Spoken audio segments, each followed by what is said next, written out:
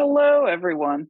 I'm Gina Henry, the Associate Dean for Advancement in the College of Engineering, and I'd like to welcome you to the College of Engineering's webinar series called Faculty Insights.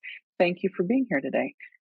In this series, faculty from across the College of Engineering share insights into their research and its impact and provide perspective for us for the future. Following each presentation, attendees, all of you in the audience, will have an opportunity to direct questions and comments directly to our speaker. Our speaker today is Costa Samaras, who is the director of the Wilton E. Scott Institute for Energy Innovation, as well as professor of civil and environmental engineering. Costa has more than 2 decades of experience working on climate and clean energy.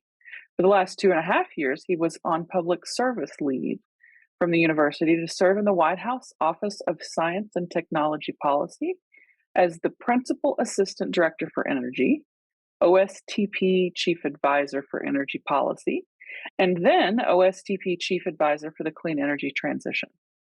During his time at the White House, he worked with the OSTP Director, the Deputy Director for Industrial Innovation, and senior leaders throughout the government in coordinating federal technology policy to meet U.S. climate commitments.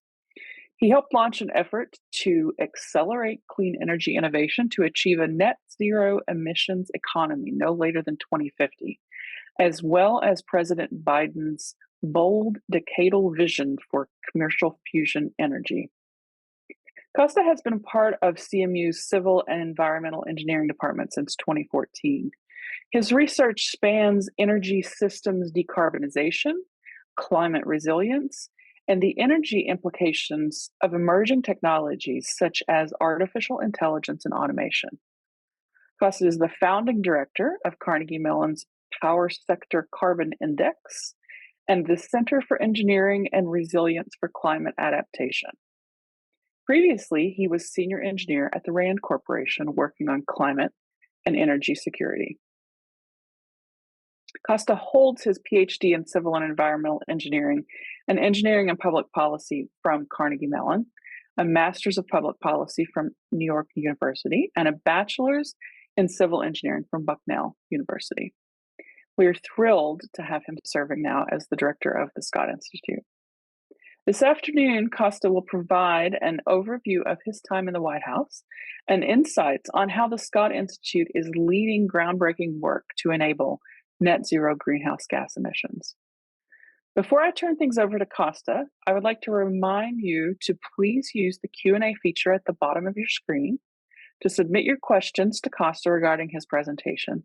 You can do this at any point in the program, and then we will have a Q&A session after Costa's presentation where we will address those questions. So remember that Q&A button at the bottom of your screen.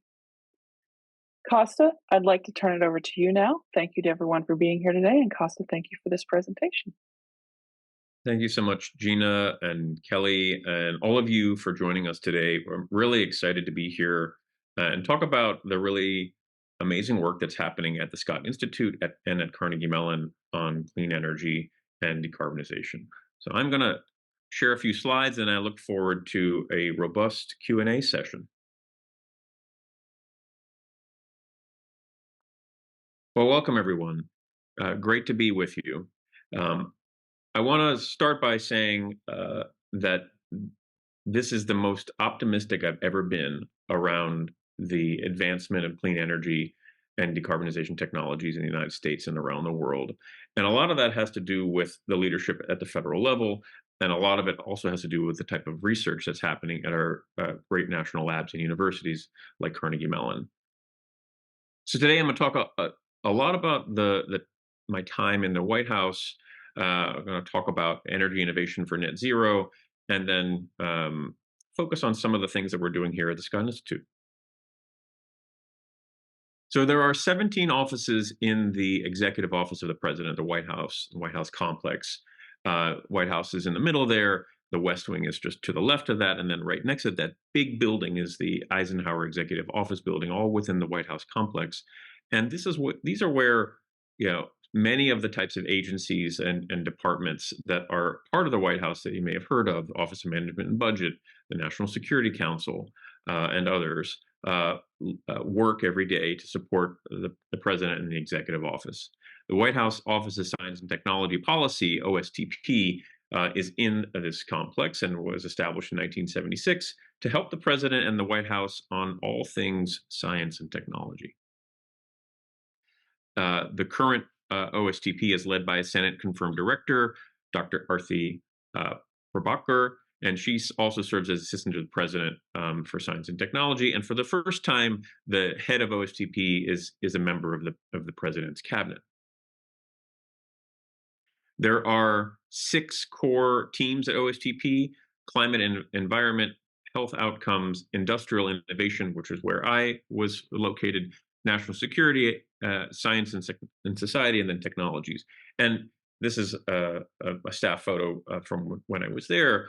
And things that you have probably heard of that OSTP helps lead or does lead: the Cancer Moonshot, um, the National Science and Technology Council, the National Quantum Coordination Office, and other things. And so lots of dedicated scientists, engineers, policy professionals, uh, and social scientists and others are working hard every day to improve the lives of of all Americans in all matters regarding science and technology. So I was very fortunate to be appointed in the summer of 2021 as Principal Assistant Director for Energy, and as Gina was mentioning, Chief Advisor for Energy Policy, and then promoted to Chief Advisor for the Clean Energy Transition. And what we were responsible for in OSDP is all clean energy innovation industrial strategy to achieve our climate commitments. And we had a large portfolio because energy touches a lot of federal science and technology policy. So our primary mission was to align public-private innovation ecosystem for net zero, but also things that came up around AI, things around um, uh, nu- uh, nuclear power and fusion, electrification, how to deal with supply chain challenges, how to ensure that we had success at our international climate conference, and other topics. So there is an existing commitment from the United States to get to net zero no later than 2050, and also President Biden rejoined the Paris Agreement at the beginning of the administration, which has a commitment to get U.S. emissions down to 50 to 52% below 2005 levels by the end of this decade in 2030. And so one of our jobs was, how do we get all the way down to net zero before 2050? Part of that is demonstrated in the existing laws that President Biden got passed that help it do a couple different things, and I'll walk through with the major aspects of these. So the bipartisan infrastructure law helps demonstrate and build infrastructure, things like clean hydrogen and carbon management, advanced nuclear. It also weatherizes a whole bunch of low-income homes for energy efficiency, really making a big investments in public transit and passenger rail and electrifying a bunch of modes that we really needed to be electrified: transit buses, school buses, ports, and ferries. These are things that are going to meaningfully or are meaningfully reducing emissions, both greenhouse gas emissions, but also the air pollutant emissions that cause human health challenges, especially in disadvantaged and overburdened communities. So the bipartisan infrastructure law demonstrates technology and gets it built. And the Inflation Reduction Act, and this is my photo for the 1-year anniversary, the Inflation Reduction Act pulls clean tech to market by making clean energy cheaper. It's the largest climate bill in history, and it targets electricity and batteries and electric vehicles and clean fuels and home energy efficiency. You can go to energy.gov/save and understand how you can save money on things in your home or for your vehicles. But it also really builds up domestic clean manufacturing, invest in rural and tribal electricity systems, makes the largest investment in environmental justice, and increases climate resilience. So the Inflation Reduction Act and the bipartisan infrastructure law are a huge deal. And I will say this as a climate researcher, climate policy researcher, uh, even several of the many different provisions in there would have been career-defining climate wins a decade or two ago. And so we've really shifted the landscape of what we think is possible and what's necessary to meet our climate commitments and to improve the lives of all Americans and to grow a clean energy economy from the bottom up and the middle out. You can track a lot of the progress at invest.gov, and my team were part of the folks who were mapping all the new announced clean power plants onto invest.gov that gets updated monthly. And so it really shows the pace and scale and the extent across the entire country of how clean power plants um, are springing to life under this administration. Now, these policies go a long way, but we have a lot more work we have to do. And so, under the COP28 climate conference in Dubai, that's me on the right there at the United States table, I was very fortunate to be able to support the diplomats in that effort. Um, the United States presented our current progress, and the current progress is our existing policies, because of the work that this president has done, gets us uh, 33 to 41% below 2005 emissions in 2030, and could get to half if we count some of the newer policies that have been enacted since the Inflation Reduction Act and bipartisan infrastructure law have been passed. Things like clean cars and clean power plants, as well as action in the states and the private sector. But we still have a long way to go to get to 2030. But more importantly, the work that we need to do to get all the way down to 2050. So this is where innovation comes in. Uh, 40% or so of the technologies that can contribute to net zero targets are in the demonstration or prototype phase. And the government makes large investments in innovation, but it's government enabled and private sector led. And this is where universities like Carnegie Mellon and our national lab system and others in the private sector can really rise to the challenge of advancing the performance and lowering the cost, and broadening the adoption of important technologies that can reduce and eliminate emissions. One of the reports that we led at OSTP was this U.S. Innovation to Meet 2050 climate goals. And what this report did was outline 37 different technology areas that are at the leading edge, that can really make a difference, that can improve emissions, improve performance, lower cost, improve environmental justice across all the different sectors that have emissions in our economy. And so I won't dive into each one of these here, but happy to go into them. And so these are ripe opportunities for companies and for innovators and for the government to make additional investments and intention in, so that we can get all the way down to net zero. One of the things we wanted to do is speed up the process to go from somebody's idea in a lab to commercial adoption. And so just like a computer breaks up tasks into different different subtasks so that they can compute them quickly. That's called parallel processing. So we said, why can't we do parallel processing for energy innovation and energy deployment? And instead of thinking about research in a very linear concept that goes from idea to kind of testing to prototyping to piloting to demonstration, there might be opportunities to do this in parallel, where we can think about supply chain, workforce, and market and regulatory and tech development all at the same time, so that as ideas are percolating through the innovation ecosystem, they are ready for the market once they're pulled to market with a lot of these policy interventions.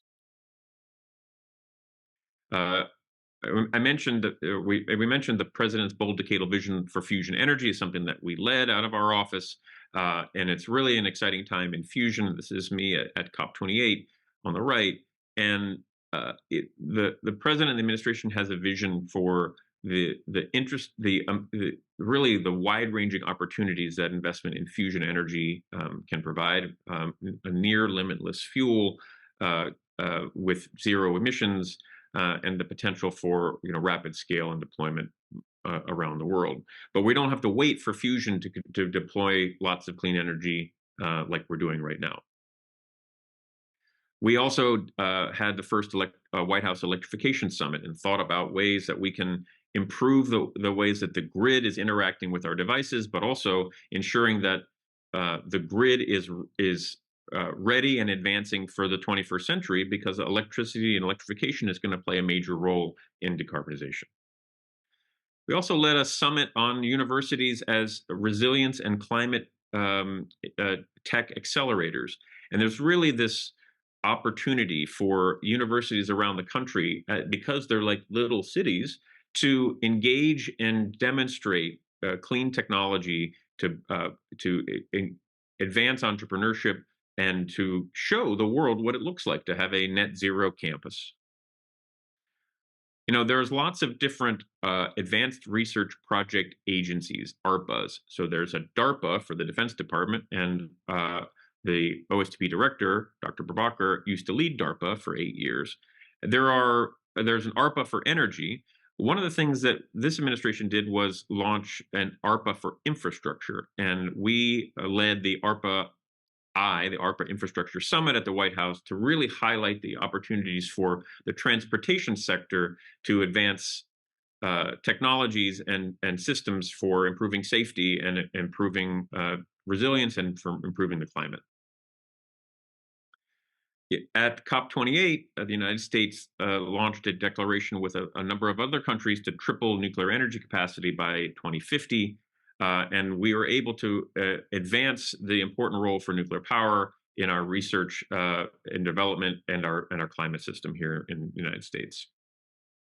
And then we talk a lot about circular economy. This is using materials and products at their highest best use for as long as possible. Something like your phone, and being able to repair your phone instead of throwing it away or immediately recycling it. So we talk a lot about at the White House on advancing a circular economy to meet our climate and energy and economic goals. And then finally, one thing that was an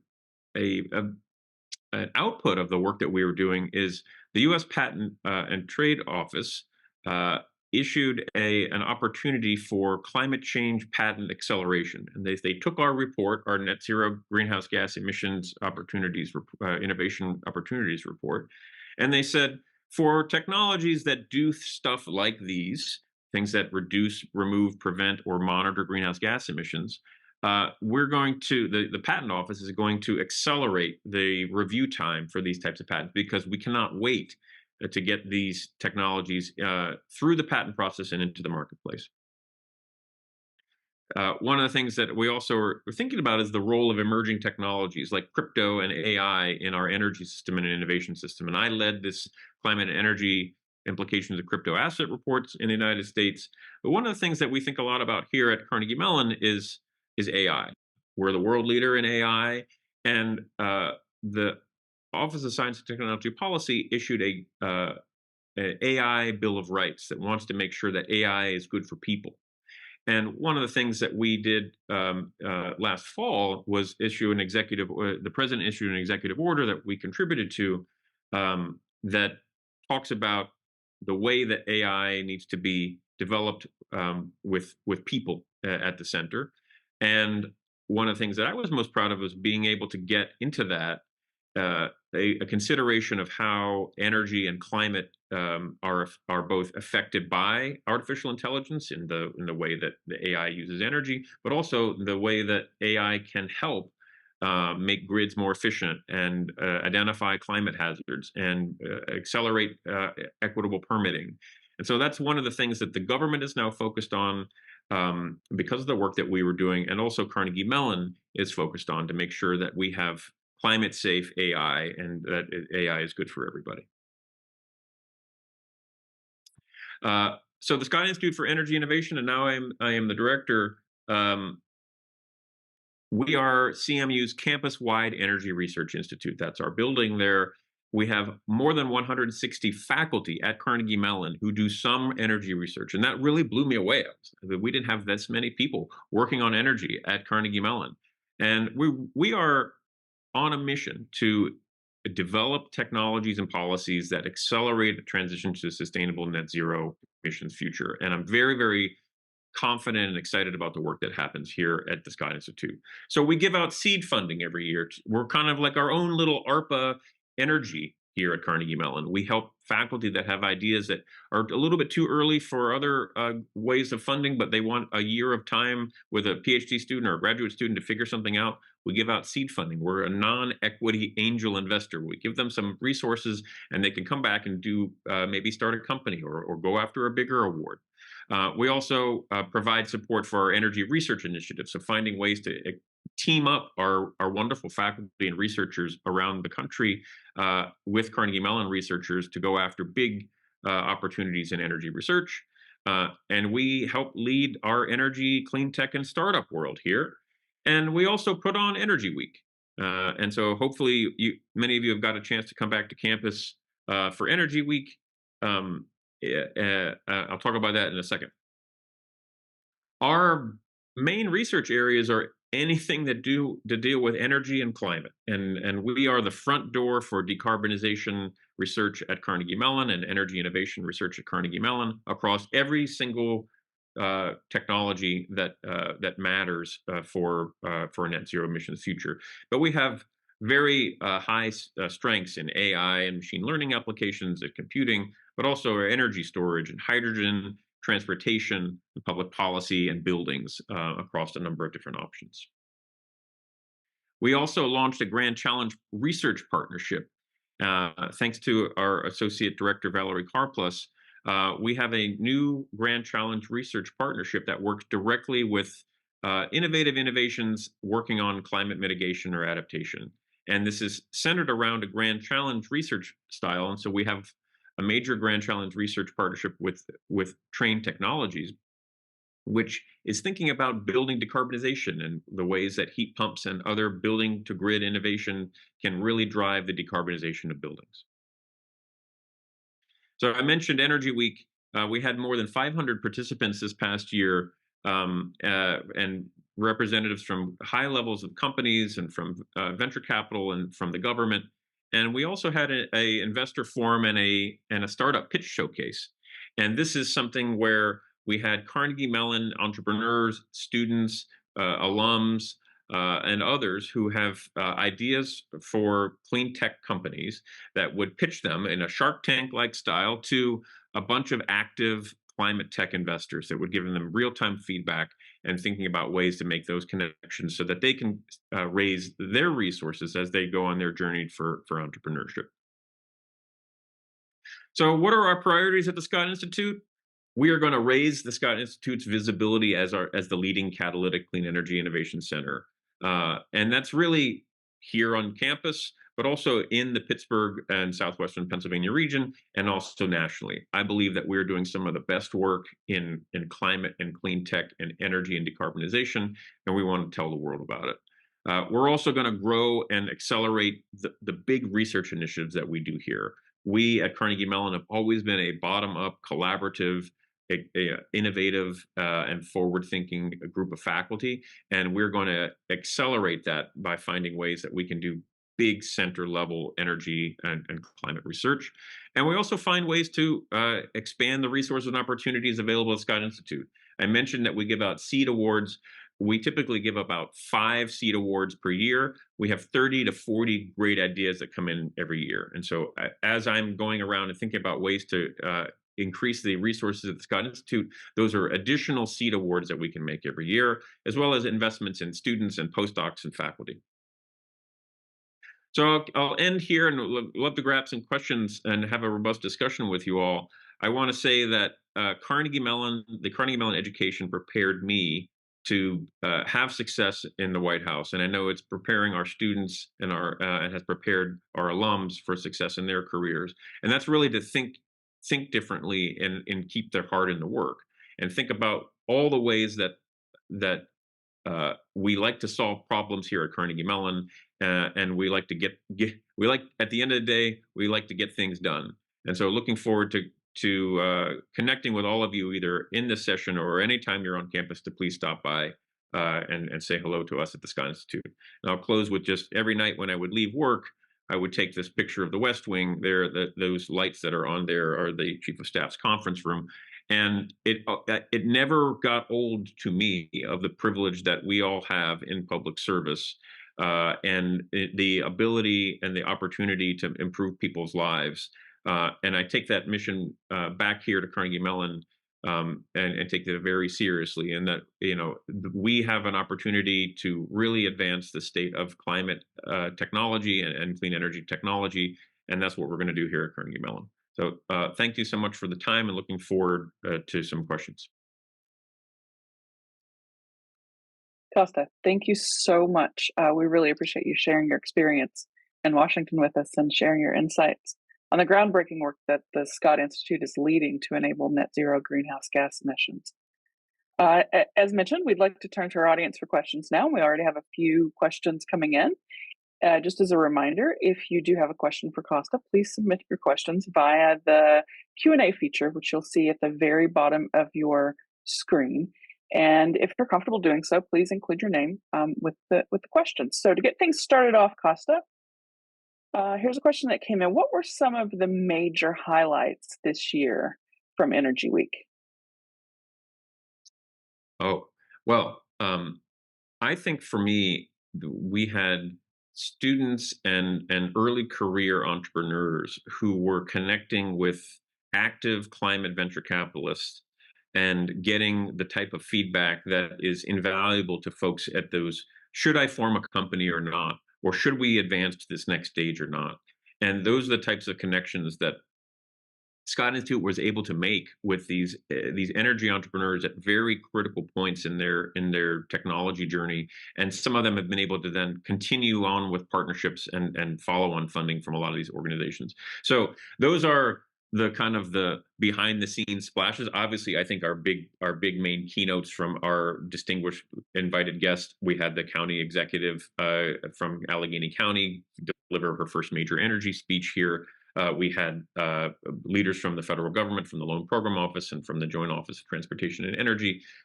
Those are all wonderful and amazing, and all on YouTube, and I encourage you all to go see those. But really, it just at the level to see a student make a connection for a job, an entrepreneur make a connection for their company, is really what we're living for here at Scott Institute. Great, thank you. We'll move on to the next question that's come in. So this is from an attendee named William Dillon. In Michigan, we are having problems with electric school buses. They are unreliable in the winter because of the cold temperatures and are much more expensive to purchase, and higher costs are seen when repairs are needed.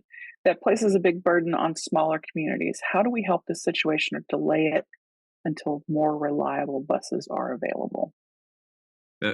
Important question, and it's important that these types of technologies are working for communities and lowering cost, or else they won't be broadly adopted.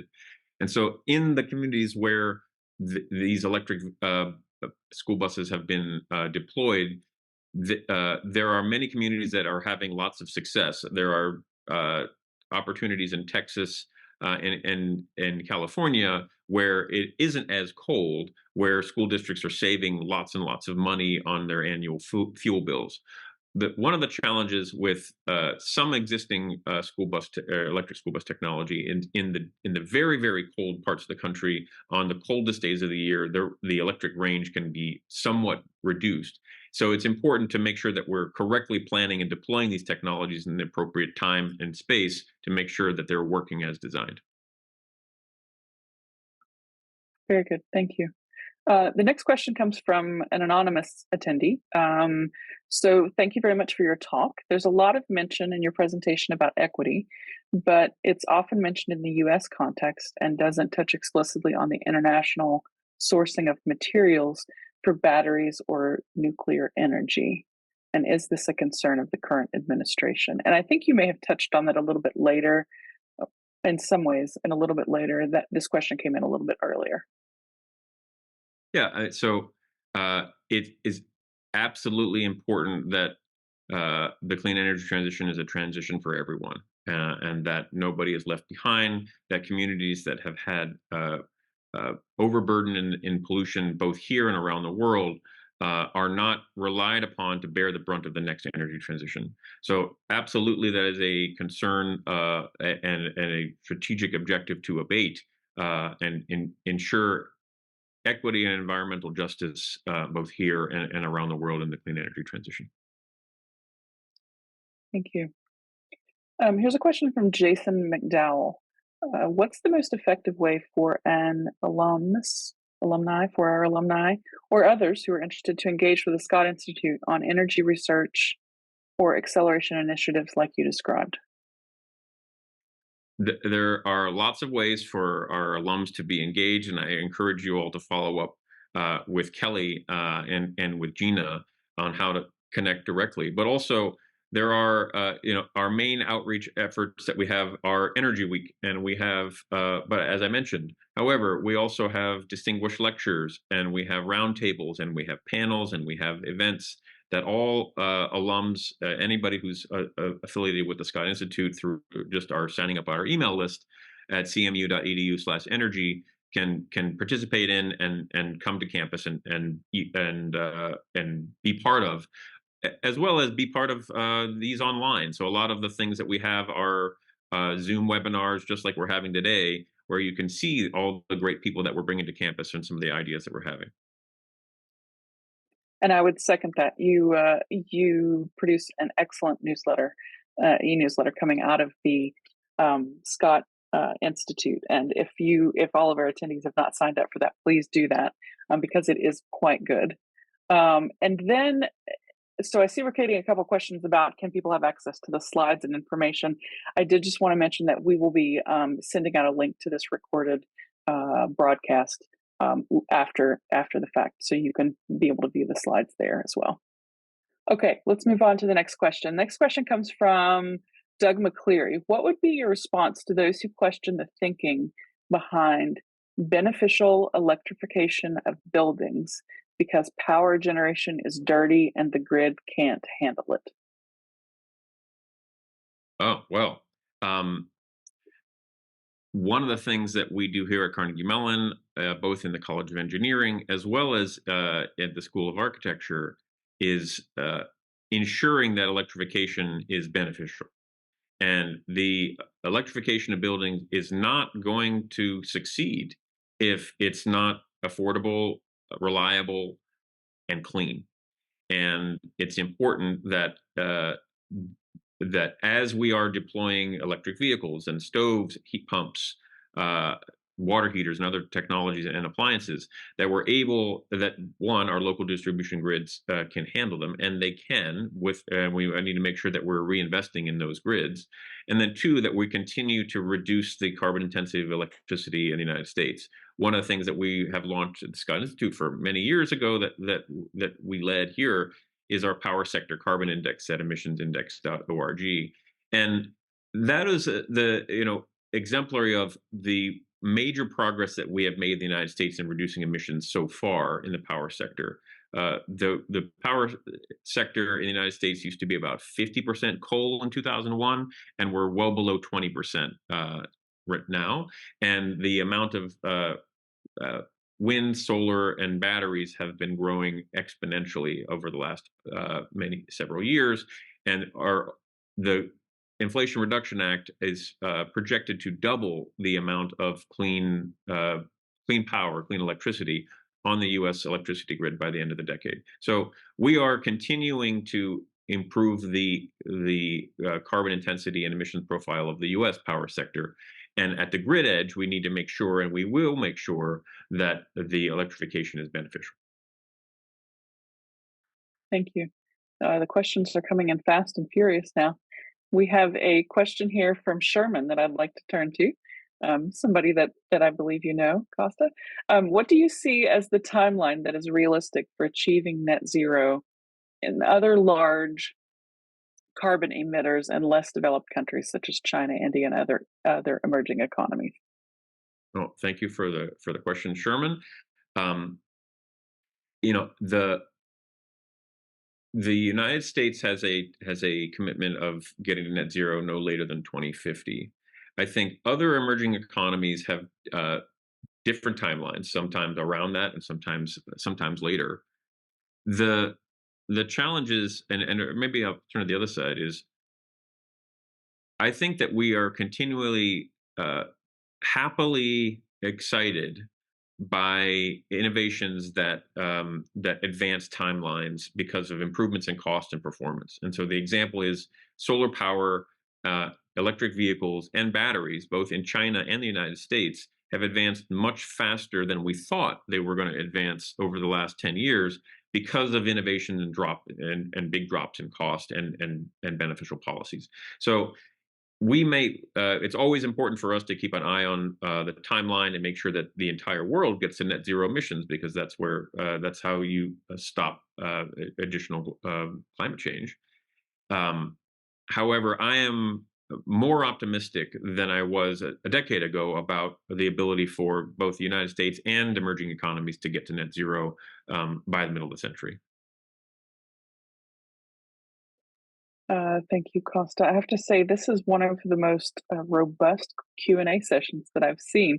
And I'll just mention to everyone that if we don't get to your questions today, we will try to answer those in a follow-up email. So stay with us as we go through these.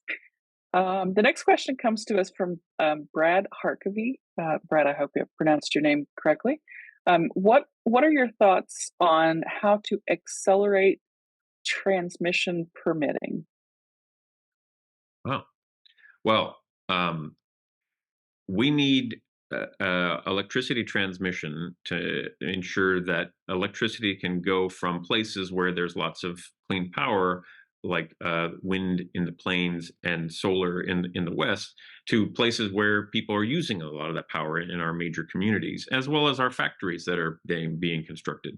And so transmission in the United States is essential to the clean energy to the transition. And a lot of times there are many different ways that transmission gets stymied from being built out. A lot of that sometimes is different companies who would lose money from new competition that transmission generates. So we have to make sure that we have open competition in all of our end use markets, so that companies can't block a transmission line that would lower costs for consumers, but maybe reduce some of their profits. So that's important, to make sure that we have robust and healthy and open competition. Also, we need to make sure that there's that deploying transmission doesn't run roughshod over communities or environmentally sensitive areas, but also that there is certainty and a speedy timeline for the deployment of these things. And there are legislation that has been proposed. There are additional actions the administration has taken in the last several months around advancing transmission permitting. But one of the easiest and maybe least controversial ways that we can get more transmission capacity is the process of called reconductoring. A conductor in this case is the actual wire that's moving the electricity. And right now on a pole, there's one set of wires, and there's new technology that has different metals and has carbon fiber that can essentially hold 1.5 to 2 times the amount of electricity or current that's traveling through these wires. And so imagine, you had one set of wires on there that can transmit one amount of power. You pull those wires down, you put a different set of wires on the same exact poles in the same exact place, and now you've doubled the capacity. So if we can do a bunch of reconductoring really fast, we can get a new transmission capacity into the transmission system quickly. And then another thing is there are technologies that change the ratings of the lines, that change the operations of lines, dynamic line rating and grid enhancing technologies, for those who want to dive a little bit deeper. And those are also things that we can add to existing transmission lines to squeeze way more power out of them than we get right now. So in the near term, it's reconductoring and grid enhancing technologies. And in the medium term, it's finding ways to permit build both quickly and equitably. Thank you. Next question comes to us from Jeff. Regarding quote unquote climate safe AI, is that primarily regarding energy input to support the immense computing power required, focusing on net zero profile for compute centers, or are there other factors to contributing to that type of initiative? Oh, it's everything. Thanks for that question. And so there is first, can we make sure that the electricity that's necessary and the cooling power that's necessary to run data centers and AI compute centers is as minimal as possible? And so just to kind of background this, all data centers in the United States right now use about 2 to 3% of U.S. electricity. And so AI, even if it doubled the amount of data center use in some near term, which is unlikely to do, but even if it doubled, it's still 5 to 6% of total electricity. That is important, and that's you we will notice that, and maybe it's especially pronounced in areas of the country that have lots of data centers, like the Pacific Northwest and in Virginia and other places. However, the energy use of AI by itself is something that is just the start of what we like to think about and how AI can affect the climate and how we want to deal with AI. And that we need to make sure that the AI compute is clean. We have to make sure it's efficient. We have to make sure that it's reliable and affordable, so that it can power new technologies and new opportunities to improve operations on the electricity grid. So an example is solar power and solar power forecasting can be improved with AI to have an understanding of how much solar can I expect in the next day, in the next hour, in the next 5 minutes, and how can I optimize my system? And if I'm learning every day of how my system is reacting and how much solar is happening, I can understand the weather conditions. I can train AI models and ML models to understand and forecast solar and wind much better, as well as operate the grid better. Then there's opportunities for AI, as I mentioned. If we loaded every single permit that was ever provided for transmission into a machine learning training database, we may be able to look at where are things that have tripped up permits in the past, and how can we auto-generate at least the first draft of a good permit, and making sure that we are doing the due diligence to make sure that these projects aren't harming communities, but at least we don't have to relearn the wheel every time when we're doing permitting. Those are two quick examples, but it starts with the energy use and making sure that energy use is low as possible and clean, and then it ends with how does AI affect the rest of society and transportation and industry and agriculture and electricity. Thank you. Next question is from William. Net zero is good, but what are we doing to increase the ability to produce electricity? California has rolling brownouts, and electric vehicles will tax that system even greater.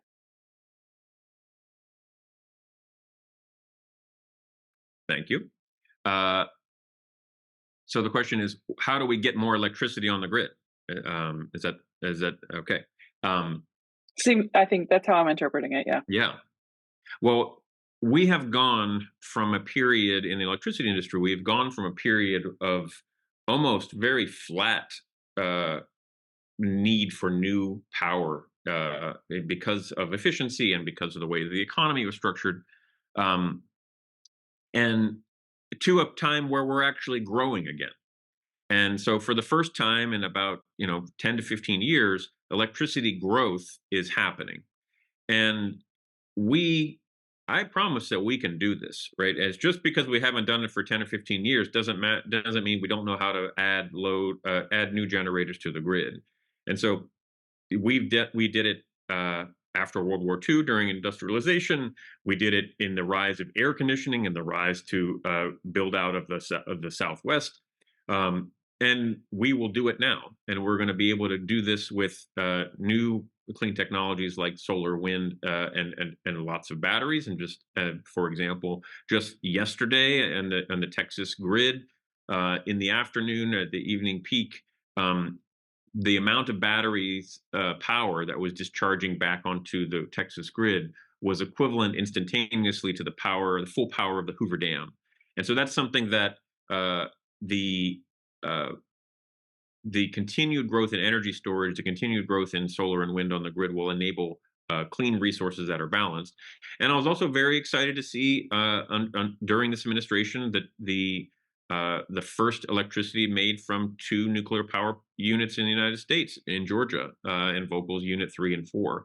And so I think the construction of new nuclear, the construction of new wind and solar, the construction of new storage, the construction of new transmission, all coupled with lots of energy efficiency, will enable us to manage and this new growth in load, because that is the load growth means that we are shifting from a fossil based system towards electricity, as well as finding new opportunities for people to enjoy their lives through the use of energy in their homes and businesses. So we are excited about load growth, and we'll be able to manage it. Thank you. I want to switch directions just a little bit, Costa, to something we haven't covered quite yet. We have a question coming in from Joe about whether the Scott Institute offers internship programs for undergraduate students. But I'm wondering if you could be able to talk a little bit about student interaction at Carnegie Mellon with the Scott Institute, and how PhD students play a role, and how students in general can get involved with the Scott Institute. I appreciate it. Carnegie Mellon, as a leading research institution, never forgets that the students are at the heart of what we do. And we are we take great strides in including our undergraduate and graduate students in the activities that we do here at the Scott Institute. We have a student-led seminar. We have a student poster competition during Energy Week with cash prizes, which is very exciting to our graduate students and our students. And we also do connections between Scott Institute faculty and opportunities for both undergraduate and graduate internships and research. We at Scott Institute do have some some student interns, and I'm happy to get in touch with the person who made the question. But more importantly, we want the opportunity for all students at Carnegie Mellon to see themselves as part of the Scott Institute. We're all energy researchers right now, whether we like it or not, because we're in a century where we're going to have a lot of change in the energy system. And this is students in business and humanities and in arts and sciences, in the physical sciences, and of course engineering and beyond. And so we are the front door for Carnegie Mellon clean energy innovation and research, and we're excited about playing that role for both our students, our staff, and faculty. Thank you. It's very exciting. It makes me want to be a student. um, I don't think you've mentioned this yet, but we have a question that came in from Robert, asking about your thoughts on the expanded use of nuclear microreactors, and particularly in the context of that it takes several years for commissioning a new nuclear reactor. So a microreactor is a nuclear power plant that's small, very small, between 1 megawatt and you could call it 10 megawatts of power, whereas a nuclear power plant that is in Georgia that just opened is 1,000 megawatts.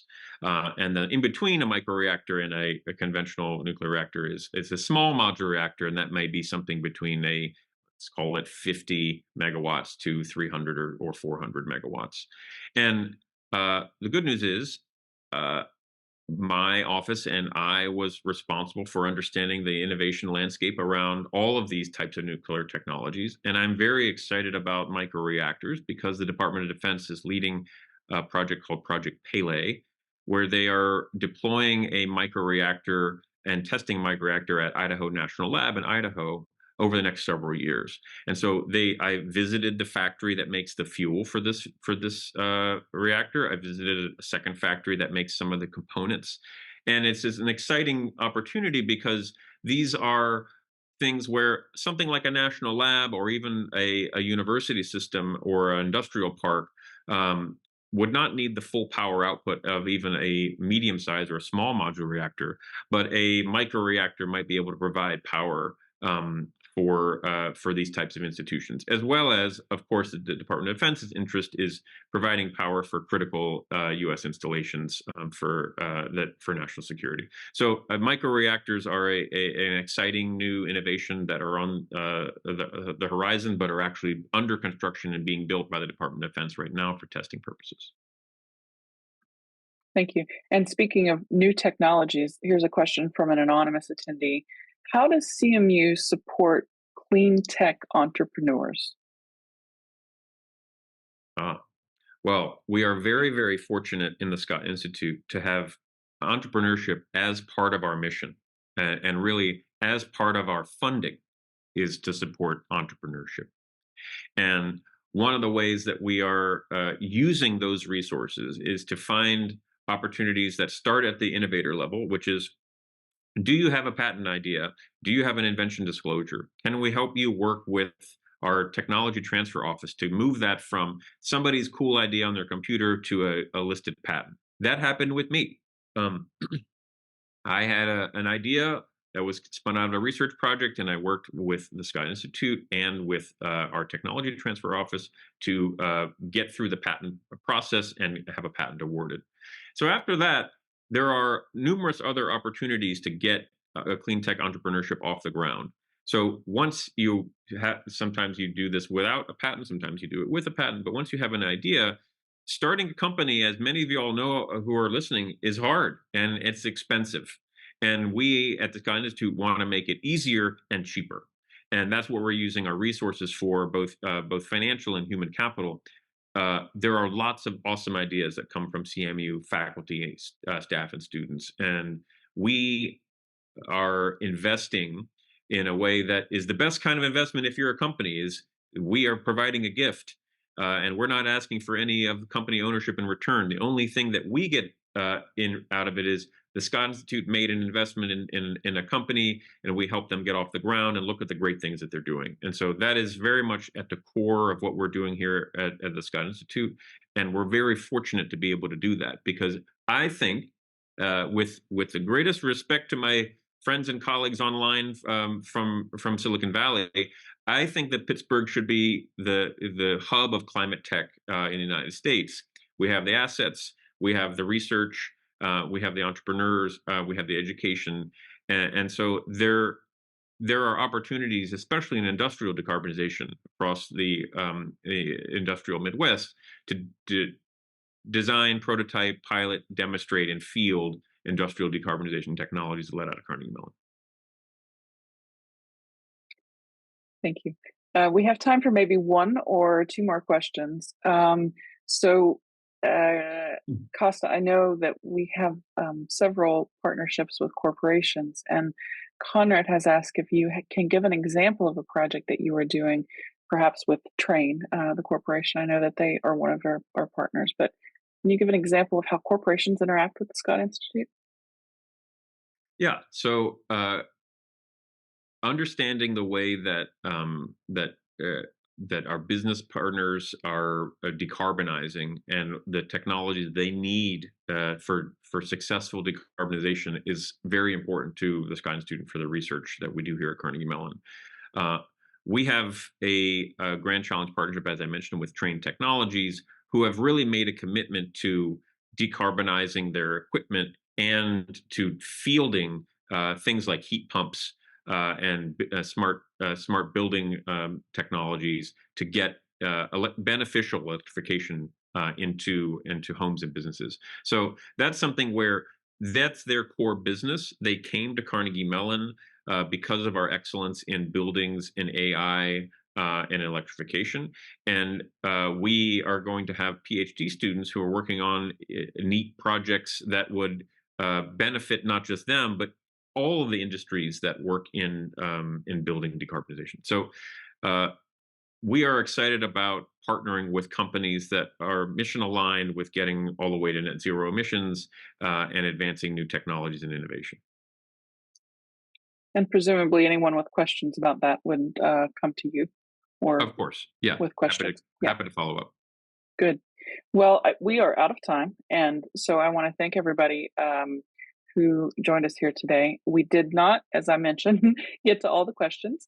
I tried to combine as many of them as I could. So if we did not get to your question, we will try to summarize that in the email follow up.